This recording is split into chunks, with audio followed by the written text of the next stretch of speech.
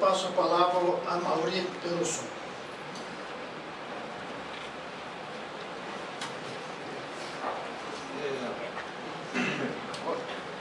Procurei fazer aqui na minha intervenção dois papéis: o papel de presidente da Federação Nacional das Entidades dos Servidores dos Tribunais de Contas, que reúne os 34 tribunais de contas do Brasil, e também o papel de coordenador do Núcleo da Auditoria Cidadã no Rio Grande do Sul.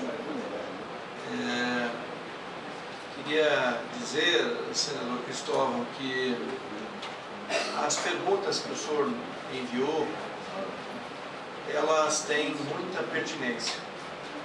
Infelizmente, no fim de semana não foi possível tratá-las com atenção devida, mas devemos respondê-la, porque elas ajudarão certamente.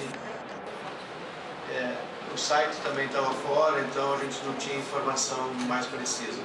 Mas vamos respondê-la porque elas têm sentido e elas ajudarão, penso eu, nas deliberações aqui do Senado. Queria dirigir uma palavra ao senador Luiz Henrique. Eu penso, senador, que a gente tem toda a razão ao propor que a gente tenha uma dimensão mais completa para tratar do Pacto Federativo e da descentralização. Estamos plenamente de acordo. Mas estamos preocupados com a mensagem que o Senado vai passar nesse momento no exame de uma matéria que está sendo discutida publicamente e que ela ganhou um corpo e uma presença social tão importante que levou a presidenta a enviar um projeto para cá. Então, quando a presidenta Dilma, sensibilizada pelas mobilizações e pela situação econômica que certamente ela conhece dos estados e municípios, enviou a mensagem para cá, ela abriu a possibilidade de que se produzisse uma solução. O Senado, nesse momento, vai deliberar e vai oferecer uma mensagem ao país. Que mensagem será essa?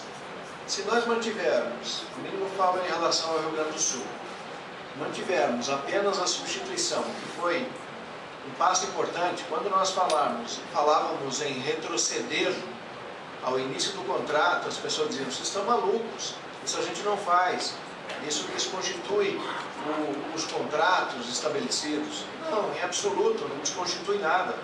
As dívidas continuarão sendo dos estados, continuarão sendo a responsabilidade deles e dos municípios. Nós estamos querendo ajustar uma coisa que nunca teve naqueles contratos, que era o equilíbrio econômico e financeiro, e que nós percebemos que produziram danos efetivos.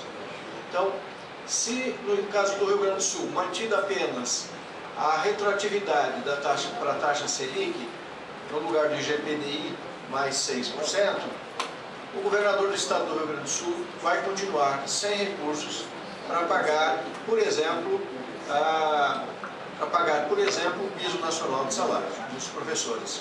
E está formando um passivo para os próximos governadores enormes, porque o STF já disse que é devido e que tem que ser pago. Então, nós precisamos tirar os estados e municípios dessa situação de garroteamento. E precisamos inibir, ou no mínimo precisamos passar uma mensagem para dizer: não é a ampliação de endividamento que responde à necessidade. Ela contraria, inclusive ela vai dificultar um pacto futuro, porque vai ter menor grau de liberdade para a gente chegar lá. Senador Suplicy, o senhor tem toda a razão. Muito do que nós falamos aqui é provável que o cidadão do povo que estivesse vendo a TV Senado ou assistindo pela internet, que não é iniciado na matéria de economia, possivelmente não tenha nos entendido. Esse é um desafio que nós temos enfrentado todos os dias. Eu falo isso para os meus colegas auditores dos tribunais de contas de todo o Brasil. Nós temos que abandonar o juridiquês, o economês e tentar falar uma linguagem que as pessoas entendam e que não perca a qualidade técnica da informação. Esse é um desafio nacional. Esse é um desafio também para o Senado da República. Eu atuei junto ao Interleges em determinado momento e percebi o quanto era distante a linguagem dos senadores e deputados em relação às questões tratadas aqui, porque elas têm uma linguagem própria, uma denominação própria. Acho que o senhor tem razão ao apresentar esse pedido. E talvez o seminário que a gente esteja fazendo na UNB nos ajude a entrar em contato com a juventude, dialogar com ela e esclarecer. Mas eu posso dizer, senador, que no Rio Grande do Sul nós fizemos debates em sede de sindicatos, em associações de bairros, em sede de federação de centros de indústrias, de centros de comércio, e toda vez que a gente bota a linguagem mais direta, as pessoas entendem aquilo que a gente está falando. Podem não compreender inteiramente o discurso que a gente faz, mas elas percebem que aquele diálogo é com elas e respondem na participação e no debate público. Por fim, para encerrar, presidente, ficou no ar aqui a dúvida do seguinte: se nós fizermos alteração substantiva, por exemplo, se aplicarmos o IPCA, estaremos causando prejuízos a pequenos investidores ou a pequenos tomadores. Eu tendo a acreditar que isso não é exatamente assim. Por quê? Embora essa seja uma razão principal da gente fazer auditoria, tem que abrir as informações, quem detém os títulos públicos, quem os negocia, por que taxas os negocia, né? A própria taxa Selic, quando é lançada, anunciada publicamente, é efetivamente a taxa que incide sobre os títulos que são vendidos? Então, nós precisamos abrir essas informações.